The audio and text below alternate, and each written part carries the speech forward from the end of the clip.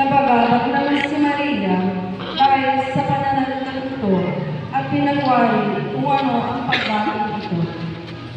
Tingnan ko. Huwag kang matakot, Maria, dahil magandang inuloob ang Diyos para sa iyo. At ngayon paglilihi ka at manganganak ng isang lalaki na pangangalanan ng Jesus. Magiging kakina siya at tatawagin ka ng kataas-taasan at ibibigay sa kanya ng Panginoong Diyos ang trono ng kanyang binunong si David.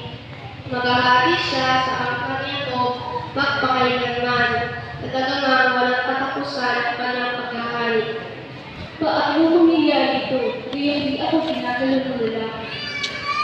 Papanaog sa iyo ang Espiritu Santo at nililiman ka ng kapangyarihan ng kataas-taasan, kaya magiging banal ang iyong sisilang